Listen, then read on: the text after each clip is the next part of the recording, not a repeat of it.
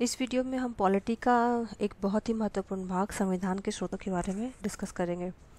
दोस्तों, ये जो वीडियो है ये पॉलिटी का कंटिन्यूशन वीडियो चल रहा है। जो फर्स्ट वीडियो था उसमें मैंने बताया है संविधान सभा का गठन कैसे हुआ। यदि आप नहीं देखे हैं तो प्लीज़ जाकर देखिए, क्योंकि मैंने उसको काफ़ी साधारण वे में समझाया कि संविधान सभा क्या है, उसका गठन कैसे हुआ और कैसे हमने संविधान का निर्माण किया। तो संविधान निर्माण करने के लिए आपको पता है 2 वर्ष 11 महीने 18 दिन का समय लगा। तो ये इतना लंबा समय क्यों लगा?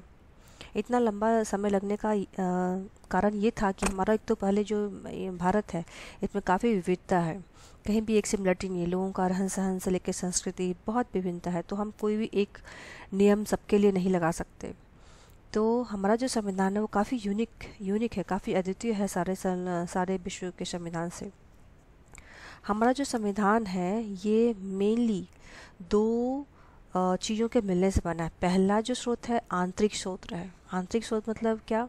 कि मतलब जो इंडिया में पहले ही ब्रिटिशों के दौरान भारत शासन अधिनियम जो बनाया गया था, जो चल रहा था, और हमने कुछ बाहर के संविधान से भी बहुत कुछ स्रोत को मिलाया है, कुछ चीज़ें सबको मिला करके अपना भारत का संविधान बनाया है। तो ये बाह्य स्रोत है जिसमें हम डिस्कस करेंगे कि हमने ब्रिटेन से क्या लिया, अमेरिका से क्या लिया, कनाडा से क्या लिया, आयरलैंड से क्या लिया और अन्य देशों से क्या क्या लिया है। तो हमारा जो संविधान है वो काफ़ी अद्वितीय है और हम लोग को बहुत गर्व होना चाहिए कि हमारे जो डॉक्टर भीमराव अम्बेडकर थे और जो भी नेता थे जो उस समय डिस्कशन में भाग लिए संविधान सभा में, ये काफ़ी एक महत्वपूर्ण व्यवस्था बनाया गया जो सभी के लिए ही काफ़ी अनुकूल है हमारा देश के लिए। तो डॉक्टर अंबेडकर ने क्या बोला है? अंबेडकर ने गर्व के साथ बोला कि भारत का संविधान जो है विश्व के विभिन्न संविधानों को छानने के बाद किया गया है। तो बहुत ही इम्पोर्टेंट है। यदि ये कोट कहीं आ जाता है तो आपको क्या लिखना है? भारत के जो संविधान है वो विश्व के विभिन्न संविधानों को छान के बनाया गया है। विभिन्न संविधानों को छानने के बाद बनाया गया है।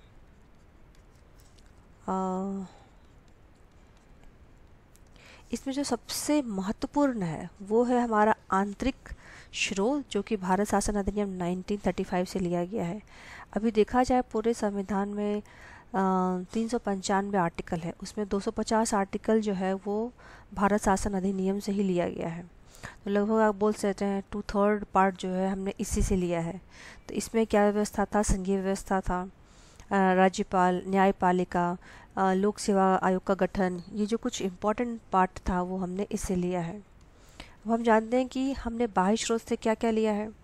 तो बाह्य स्रोत से आप देखेंगे तो जो संविधान का दार्शनिक भाग है, जैसे कि मौलिक अधिकार हो गया, राज्य की नीति निरसक तत्व हो गया, ये हम अमेरिका से, आयरलैंड से लिए हैं। लेकिन जो संसदीय व्यवस्था था, राजनीतिक भाग जो था, जैसे मंत्रिमंडल कैसा होगा, विधि का शासन कैसा होगा, संसदीय व्यवस्था कैसे होगा, क्योंकि उसमें ब्रिटेन का ही शासन था, तो मेन जो संसदीय व्यवस्था था वो हमने ब्रिटेन से लिया है।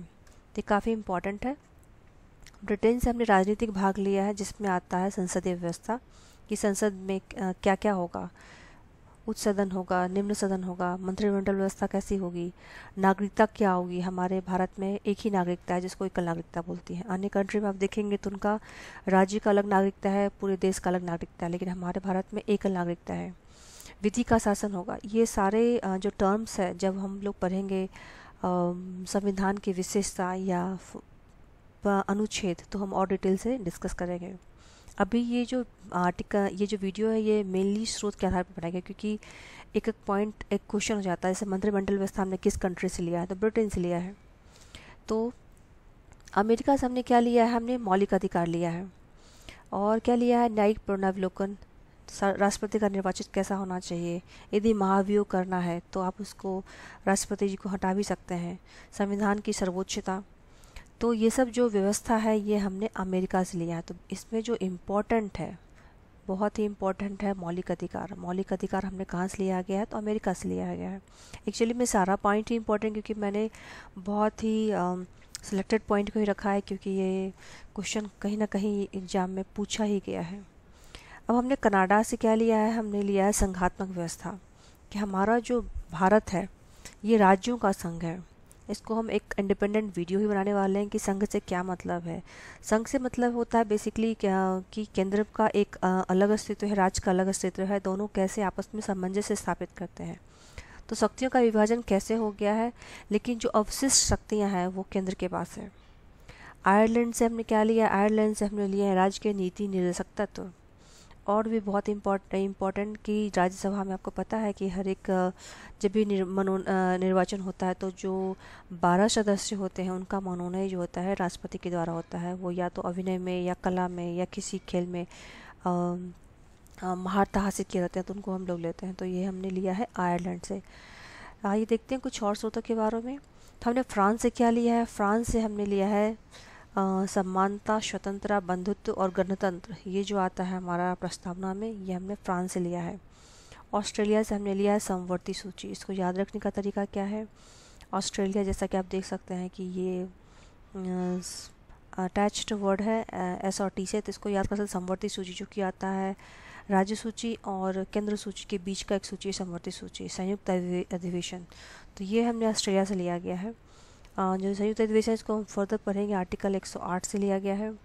जर्मनी से हमने क्या लिया, हमने जर्मनी से लिया है कि आपातकाल जब आएगा, यदि किसी कंडीशन में आपातकाल लगता है तो उसमें कुछ मूल अधिकार जो है वो समाप्त हो सकते हैं। रूस से हमने क्या लिया, मौलिक कर्तव्य लिया है, जो कि हमने 42वें संशोधन 1976 में इसको संविधान संशोधन के तौर ऐड किया गया है कि हमने मौलिक अधिकार तो दिया है तो हम लोगों का भी कुछ कर्तव्य है अपने देश के प्रति, तो उसको हमने रूस से लिया है। फिर दक्षिण अमेरिका से क्या लिया है, दक्षिण अमेरिका से हमने लिया है संविधान संशोधन, जो कि आर्टिकल 368 में हम लोग फर्दर पढ़ेंगे। तो ये तो हुआ संविधान स्रोत के बारे में। आने वाले अगले वीडियो में हम देखेंगे कि हमारे संविधान की क्या विशेषता है। तो आपको यदि वीडियो अच्छा लगा तो आप प्लीज़ लाइक कीजिए, शेयर कीजिए अपने दोस्तों के साथ और कमेंट में पूछिए कि और क्या कमी है जिसको हम दूर कर सकते हैं। Finally thank you.